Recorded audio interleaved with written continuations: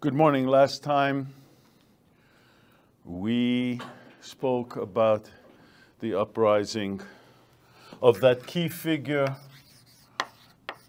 in early modern Ukrainian history, and certainly the main figure of the 17th century, Bohdan Khmelnytsky.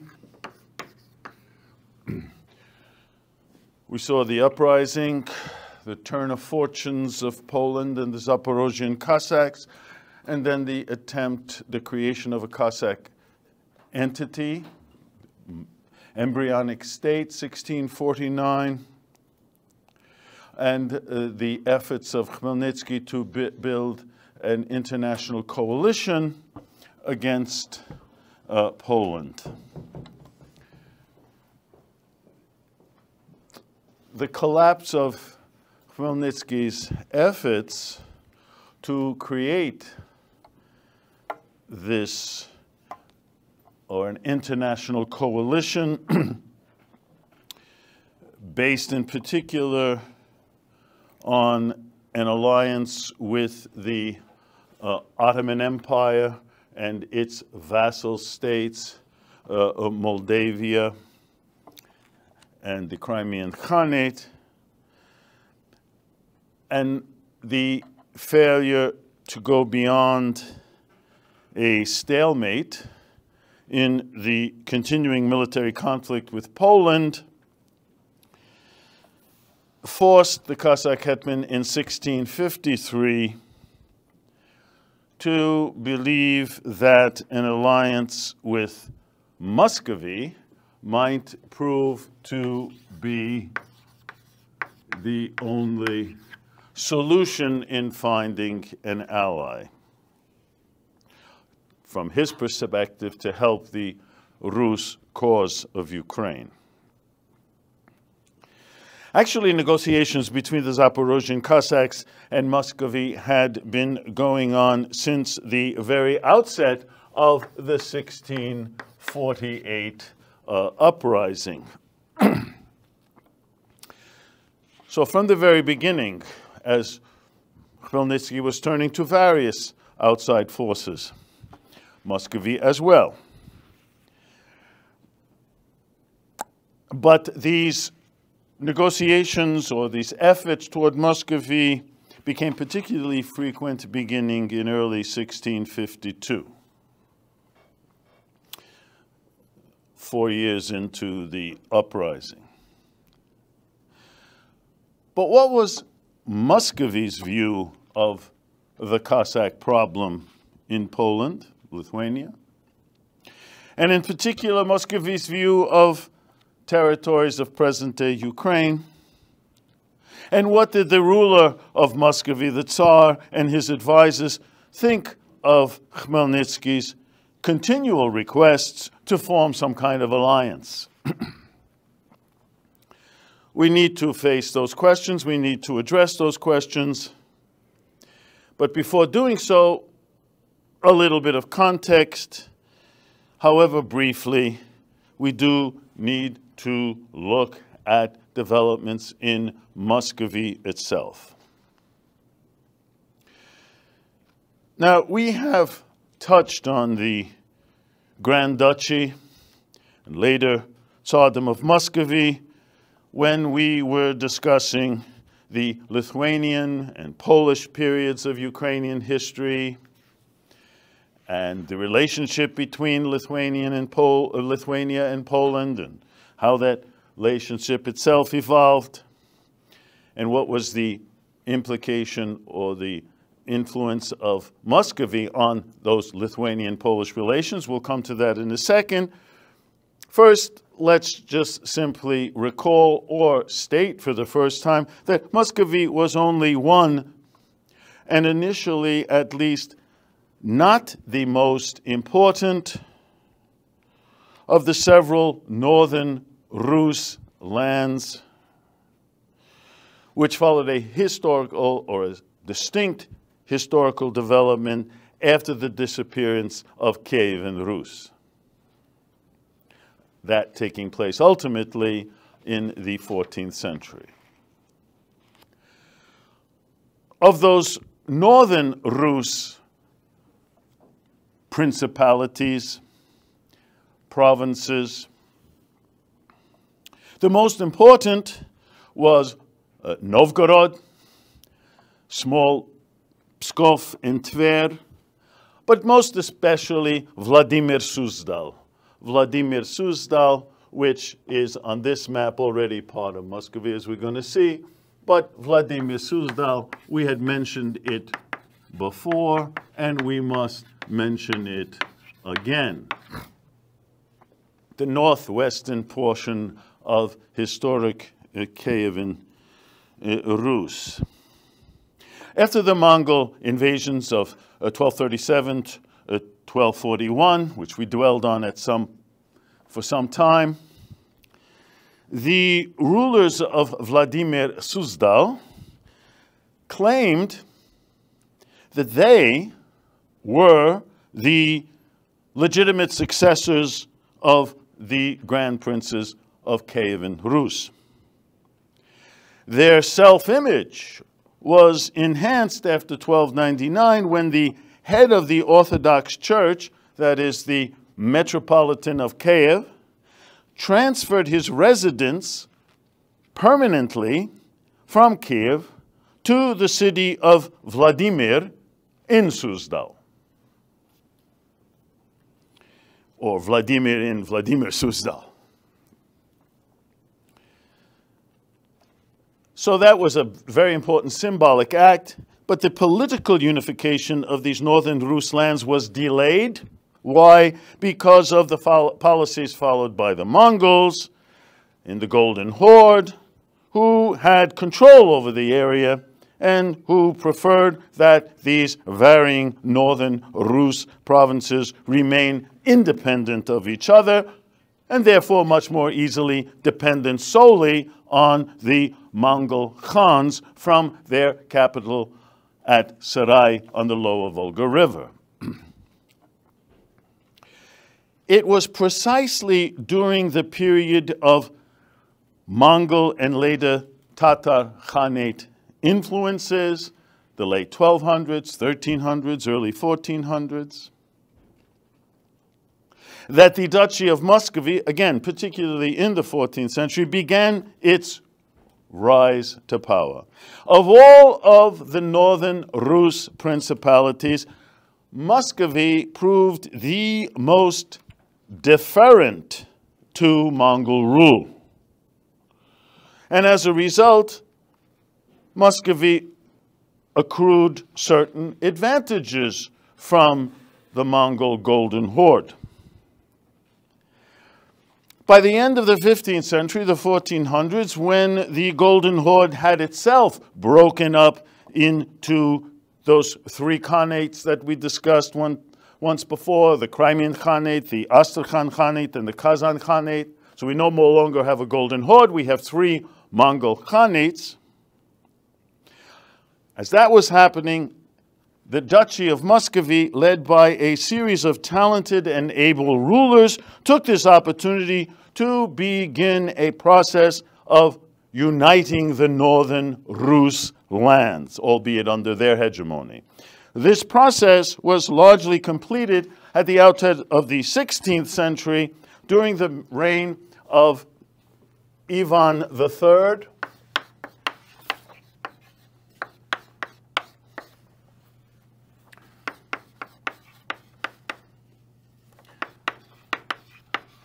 ruled a long time, late 15th, early 16th centuries. But by the outset, toward the end of his rule, this process of bringing those northern Rus lands together was completed. It's also important to note that Grand Duke Ivan III considered as part of his goal to gather all the so-called Rus lands, not only the northern Rus lands in present-day Russia, but also other territories of former Kievan Rus, that is, modern-day Belarus and Ukraine. That's the goal. But Muscovy was still not completely independent of those two Tatar Khaganates to the south, the Kazan Khaganate, the Astrakhan Khaganate. They were still paying tribute to them. And in any case, aside from that, Muscovy was no match for the powerful Grand Duchy of Lithuania to its west, which firmly controlled Rus lands of present-day Belarus and Ukraine. And so, for the moment, Muscovy had to be content with control just over the northern Rus lands, provinces, although ideologists around this Tsar Ivan III seemed to be preparing for the future. And as a result, they emphasized Muscovy's supposed right to the so-called Kievan inheritance.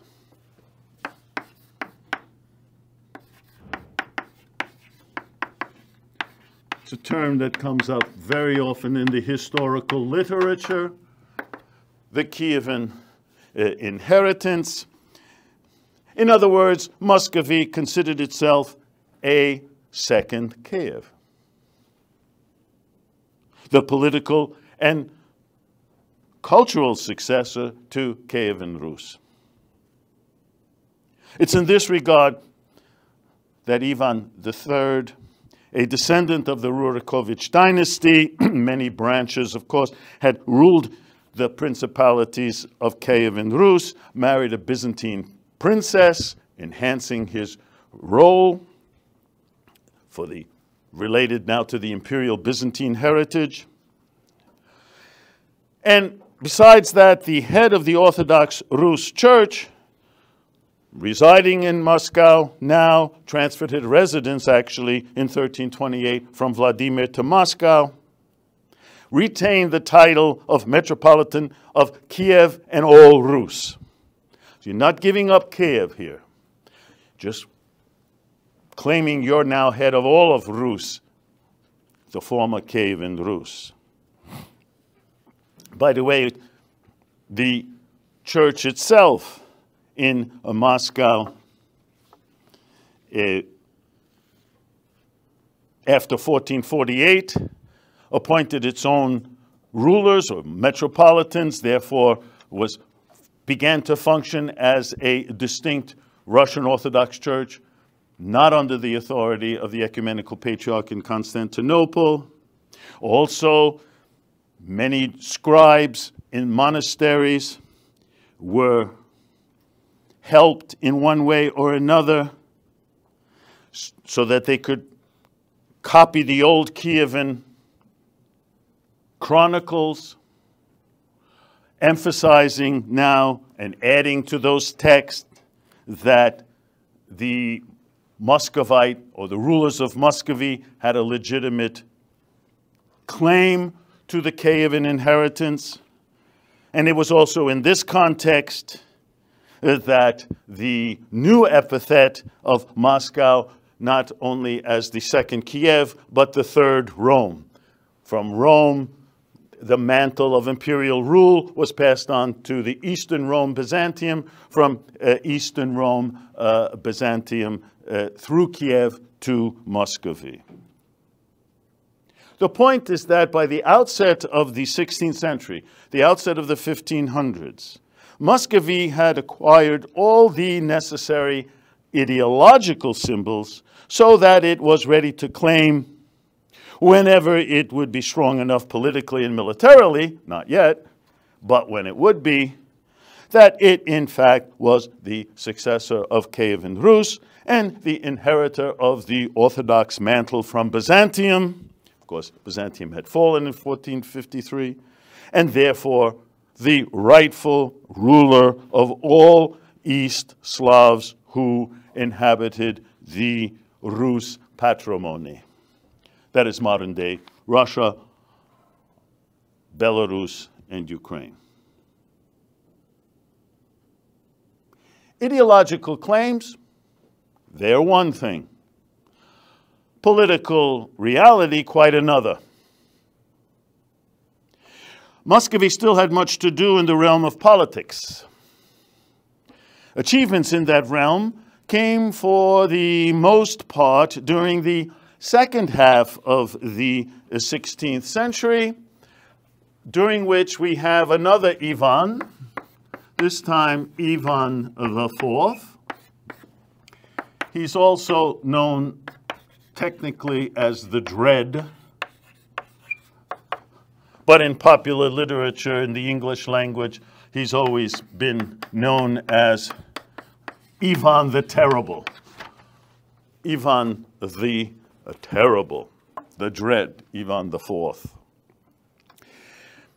Ivan IV was the first Muscovite ruler to be crowned Tsar,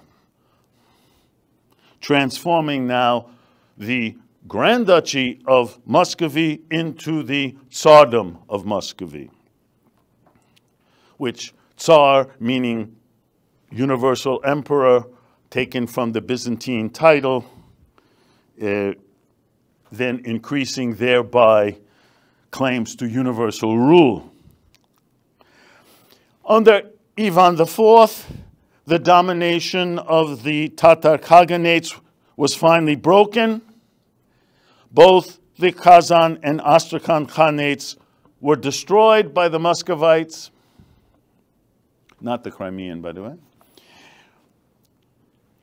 But now with his southeastern flank secured, this aggressive Tsar was able to turn his attention to the west. But there his success was mixed. It was also during these struggles in the west that the borderland between Muscovy and the Grand Duchy of Lithuania continued to change back and forth. At one point, the Lithuanians made advances eastward, another point, the Muscovites. And so those regions up there, Smolensk, Starodub, Chernihiv, changed hands several times.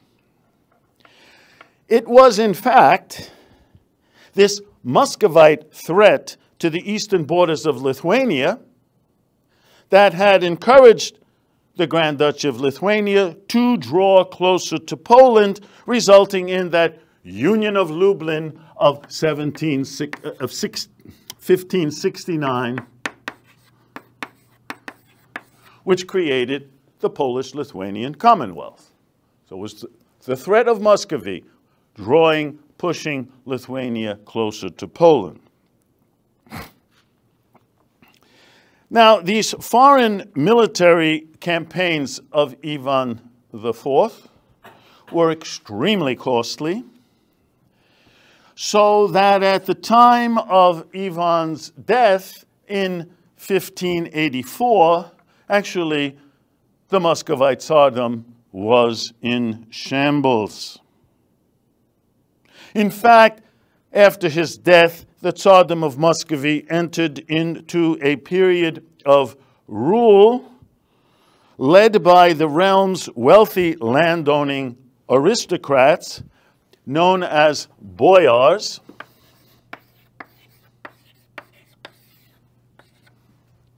like the wealthy magnates in Poland, Lithuania. So now they take over the country for all intents and purposes. Boyar rule was to last almost 3 decades. And during that 3 decades, for all intents and purposes, from 1584 to 1613,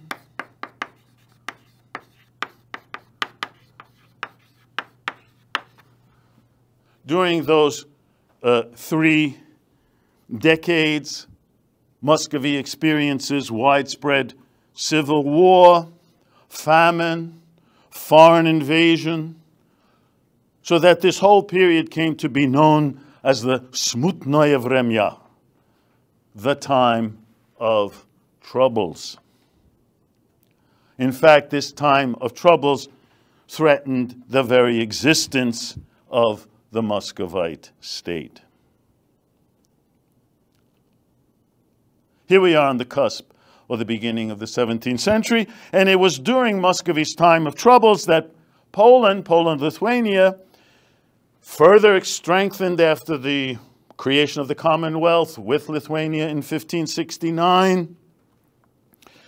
Poland-Lithuania now came to play a dominant role in Muscovite politics. At the outset of the 17th century, the early 1600s, Poland invaded the Tsardom of Muscovy several times. The Poles supported a pretender to the Muscovite throne, the so-called false Tsar Dmitry. 1608, King Sigismund III of Poland put forth his own son as a candidate for the Tsar. This was also a time when the Zaporozhian Cossack leader, Petro Sahedachny, about whom we spoke earlier, was fighting on the side of the Poles, makes his presence in Muscovy. So this was a bad time for Muscovy. It was at its nadir during this time of troubles. Finally, in 1613, this disastrous period of boyar rule came to an end with the election of a new Tsar, Mikhail Romanov.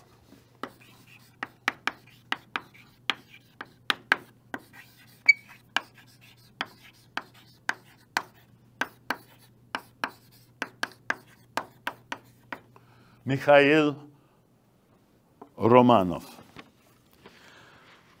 With his election, there came into being a new dynasty, the Romanovs. Actually, the Romanovs were to rule not only Muscovy, the Grand Duchy of Muscovy, Tsardom of Muscovy, I should say, the Tsardom of Muscovy, but also later the Russian Empire until 1917. These are the same Romanovs. Tsar Mikhail and his successor, Alexei Romanov,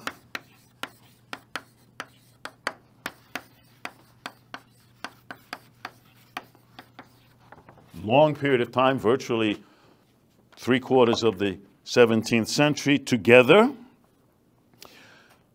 They succeeded in restoring order within the Muscovite Tsardom. It was also during their long reigns that the basis for the modern Russian state evolved. And that state was marked by one overriding characteristic: centralized authority. Centralized authority. What did that mean? Well, it meant that all authority which rested in the person of the Tsar, who created special offices, chancelleries, kind of like ministries, to administer towns and rural areas throughout the expanding realm. The central government in Moscow, through these chancelleries, issued decrees, gramoti, which instructed the residents of each town and rural district how to run their administrations. And it was before long, before nothing could be done in the Tsardom without instructions from the chancelleries in Moscow. And so by the middle of the 17th century, the two states, which had come to control most of Eastern Europe, that is, Poland-Lithuania on the one hand, Muscovy on the other, had completely different political structures. In Poland, the king was elected. His authority was limited in a state structure effectively controlled by Poland's szlachta, the aristocrats, magnates, gentry, in particular the magnates. And that control was carried out through a central diet and also the local dietines in each of the palatinates throughout the Commonwealth. In the countryside, Poland's magnates and gentry ran their properties as autonomous units with almost no interference from any central authority, such as the king. In stark contrast, in Muscovy, its landed aristocrats, those boyars, lost their political prerogatives after the rise of the Romanovs at the end of the time of troubles. They lost those prerogatives to now a hereditary Tsar, not an elected one, who ruled the realm through an increasingly complex bureaucratic system in which nothing could occur throughout the realm without the approval of the Tsar in Moscow.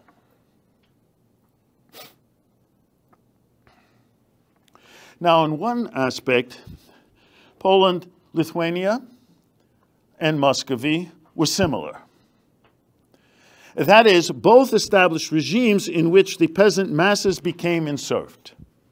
This happened in Poland, as we saw, in the course of the 16th century, culminating in the 1570s.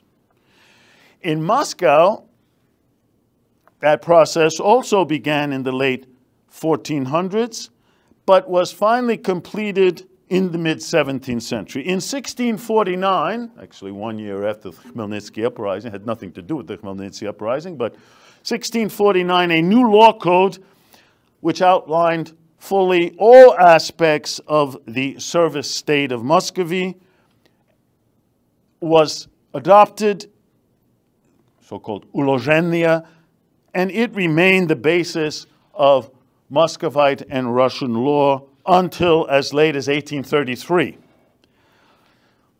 And amongst its provisions, it legalized proprietary serfdom, that is, binding the serfs, peasant serfs, to the land. Now, it was also during the time of troubles that we just discussed that Ukrainians first came into direct contact with Muscovy. I mentioned Hetman Khmelnytsky. Other registered Cossacks in the service of Poland were fighting alongside Polish forces against the Muscovites. You'll also remember that as a result of the Union of Brest, the next union, in 1596, in Poland, Lithuania, we have the creation of that Rus church in between, the Uniats. And in 1596, as a result of now having a Uniat church, initially the Orthodox Church was outlawed in Poland. That situation only changed or lasted pretty bad for the Orthodox until 1632, until the Orthodox were finally fully legalized once again. But until then, the beleaguered Orthodox Church in Poland sought help from other Orthodox states, and in particular from Muscovy. By the 1620s, again before full legalization, monasteries in Ukraine, monks from Ukraine, made frequent requests to the Orthodox Tsar in Moscow for money in order to build churches or to purchase church vestments. And then beginning in 1623, and for each year thereafter, we have a wide body of contemporary documentary evidence that reveals how clerics, in particular monks from Ukrainian monasteries, arrived on the border with Muscovy, a place called Putivl. And there, after arriving, they begged the Tsar to allow them to come to Muscovy in order to save, as was said, quote, the Christian faith, of course they mean the Orthodox faith, which the Poles want to suppress. Even the Metropolitan of Kiev sent messages or traveled personally to Muscovy, asking the Tsar to take their land and its inhabitants under his quote-unquote mighty hand. And finally, large numbers of peasants and discontented Cossacks, we always have discontented Cossacks, also sought refuge by fleeing to Muscovy. Already then, before the outbreak of the Khmelnytsky uprising in 1648, that is, that decade of 1638 to 1648, that decade alone, as many as 20,000 people emigrated from the left bank portion of the Dnieper River within Poland, crossed the border into Muscovy, into the area known as Sloboda Ukraine. And you know exactly where that is. At the time, mostly in Muscovy. And there, they were allowed to settle free from taxes for a period of time. This area of free settlement, that's what Sloboda Ukraine means, just north of what the city of, present-day city of Kharkiv, along the present-day Russian-Ukrainian border that one hears so much about today. These migrants eastward were motivated by three basic reasons. One, they were fleeing the spread of Poland's expanding serf system, eastward. Two, they were refugees from the Cossack uprisings, the most recent being those unsuccessful uprisings of 1637 and 1638. And three, in general, they hoped to find greater psychological and physical security in Muscovy. Now, what do I mean by psychological and physical security? And of all places in Muscovy. Well, first, the Orthodox Rus inhabitants of Poland, Lithuania's Belarusian and Ukrainian inhabited lands, if going east, would no longer be persecuted or discriminated against for their religion if they were in Muscovy. Second, Muscovy offered greater protection against the Nogai Tatar slave raids. They still were happening from the Crimea and the steppes just north of it. Despite the existence of the Zaporozhian Cossacks, those slave raids still took their annual toll on the Rus population of Ukraine. The Polish response to this continued Nogai Tatar threat was to build fortified centers at certain points near the steppe. The Nogais could, of course, just simply ride around these fortified centers. Well, what was Muscovites' response to this? This sounds familiar, I think, for those who know 20th century history. Beginning already in the late 16th century, the Muscovites built a series of solid walls, what is known as Zasechnaya Cherta. These walls consisted of felled trees, palisades, sharply pointed logs, interspersed with fortified cities.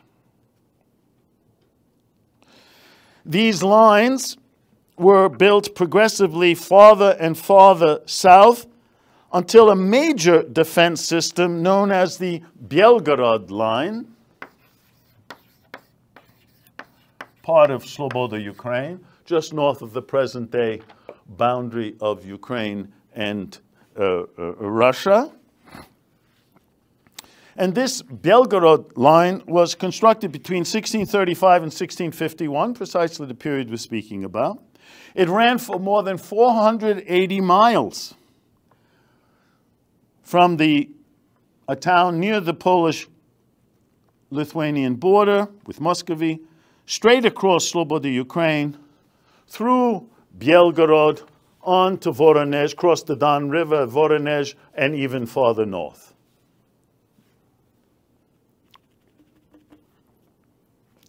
And so, what do we deduce from all of this? Not a standard interpretation, but a pro-Muscovite attitude among the Rus population of Ukraine, and for that matter, Belarus, had existed long before Bohdan Khmelnytsky had even come on to the scene. Now, as I've said at the outset, Khmelnytsky also turned to the Muscovite Tsar. This happened already at the very beginning of his uprising in June 1648, after those victories over the Polish armies, Zhovty Vody and Korsun, like we spoke about last time. The Cossack Hetman, in order to prepare for the possibility of a ongoing or new conflict or further conflict with Poland, wrote a letter to Tsar Aleksei asking him to accept the Zaporozhians as their protector. But at that particular moment, Tsar Aleksei had a problem himself. He was faced with what turned out to be a short-lived uprising against his rule in Moscow itself. But aside from that, in general, he did not feel ready yet to oppose Poland. And if he did, that would certainly result in war. And Poland was still the strongest power in the region. I mean, they were defeated a couple times by the Cossacks, but remember the beginning of the century, they were in Moscow. So, you don't fool with Poland-Lithuania from the standpoint at this moment of the Tsar of Muscovy. It is true that Muscovy had succeeded in reestablishing internal order since the early 17th century, since the time of troubles. But when Alexei first came to power in 1645, the Muscovite Tsardom was still on the defensive, and especially, as I said, vis-a-vis Poland-Lithuania's military superiority. But Khmelnytsky's victory, not only in 1648, but also during the next 2 years, revealed that the Polish army was not invincible after all. And so, when the Cossack hetman, having exhausted all his ventures, foreign policy ventures in the Balkans, vis-a-vis the Ottoman Empire, when he turned to Tsar Aleksei again on numerous occasions between 1652 and 1653, things now were different. Within Muscovy itself, a change had taken place. And what was that change? Well, the Russian Orthodox Church, remember always the role of religion in this part of the world, the now Russian, jurisdictionally independent Russian Orthodox Church, led by a very influential patriarch at the time named Nikon, was putting the Russian Orthodox Church through a series of reforms. And to carry out those reforms, Nikon, wanted to use the intellectual talents of Orthodox Rus churchmen from Poland, Lithuania, who were trained at this recently established Mohyla Academy in Kyiv. Still in Poland, but they're Orthodox. And so, wanting to maintain these connections, Nikon, Patriarch Nikon, urges the Tsar to support the Cossack requests. In April 1653, Khmelnytsky's envoys in Moscow, again with the help of the Orthodox Patriarch Nikon, asked the Tsar to extend his protection over the Cossacks. Finally, in June 1653, Tsar Aleksei agreed to accept the Zaporozhian hetman and his Cossacks, quote unquote, under the Tsarist Majesty's high arm. As a result of this decision, in mid-1653, Muscovite envoys were dispatched at the end of the year, in December, to meet with Khmelnytsky, face to face. The meeting place chosen was the town of Pereiaslav. Left bank Ukraine, southeast of Kiev. Kiev is here, Pereiaslav is there.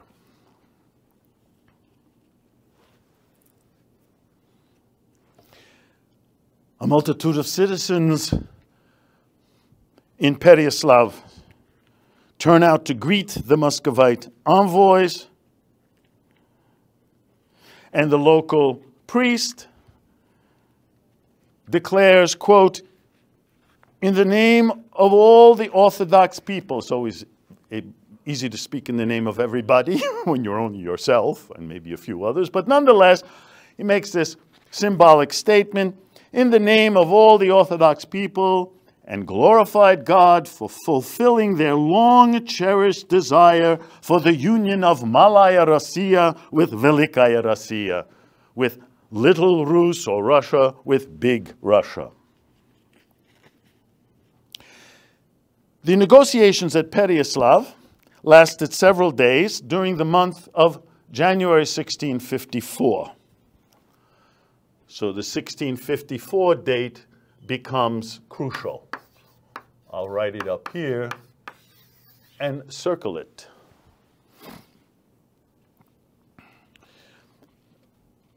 During those negotiations, almost immediately, disagreements arose. Why? Because the Cossacks expected that the Tsar would swear an oath to them. This was the practice of the Polish kings, after all. Technically, they're still subjects of the King of Poland. This is the way things were done in Poland. Also, the Orthodox Metropolitan of Kyiv, a man named Sylvester Kosiu, he was actually opposed to these negotiations. Why? Because that would lead to the subordination of his jurisdiction to the Patriarch of Muscovy. We don't want to be a subordinate to another church hierarch. But in the end, Khmelnytsky and the Cossacks did swear an oath of allegiance to the Tsar, after which Muscovite envoys were sent to several other cities in Ukraine to administer the oath that Khmelnytsky and the Cossacks took. The result was the so-called agreement, some would say treaty, of Pereiaslav. 1654, the agreement of Pereiaslav. And that resulted in the, for all intents and purposes, union of Cossack-controlled Ukraine with Muscovy. And that agreement consisted of several elements. And those terms of the agreement may be summarized in the following manner, in the following points. One, the Cossacks and the Rus people of Ukraine as a whole swore their allegiance to the Tsar. Two, the Zaporozhian army as a whole was granted confirmation of its rights and liberties, and that's independence of their courts, inviolability of their landed estates. 3, the Zaporozhian army was to elect its own hetmans, who then must swear allegiance to the Tsar of Muscovy. Registered Cossacks, always a question under Polish rule. Now their number is fixed at 60,000, all of whom were to receive wages from parts of the revenues from Ukrainian lands to which the Tsar was entitled. Also, another point, the Tsar would supply military supplies to the Cossacks. And then, lastly, of importance, both the Rus Shlachta, Polish Shlachta, but of Rus Orthodox origin, their rights were confirmed, as were the rights of the Orthodox Church.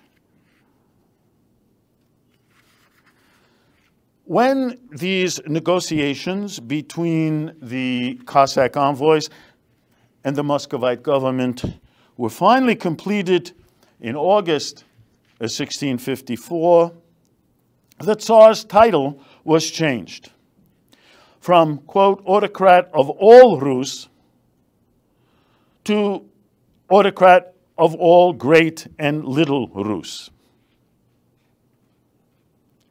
And so, without having made any special effort, Tsar Aleksei had achieved one important further step toward Muscovy's goal, as we've seen set out already in the late 15th and early 16th century by Tsar Ivan III, that is, to unite under one Orthodox ruler all the lands formerly within the sphere of medieval Kievan Rus.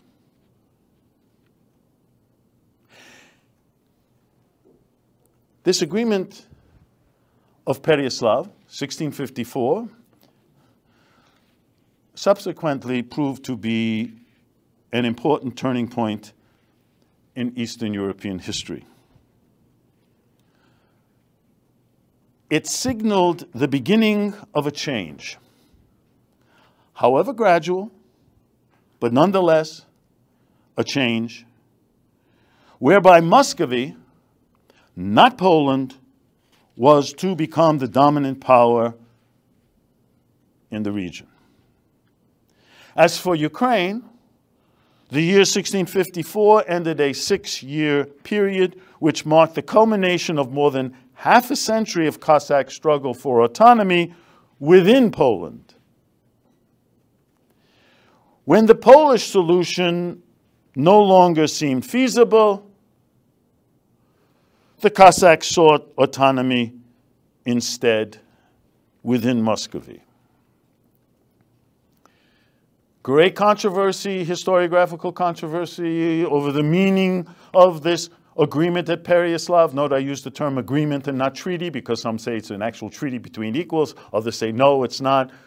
That controversy and interpretation goes on to this day. But whatever subsequent writers may speculate, one thing is certain.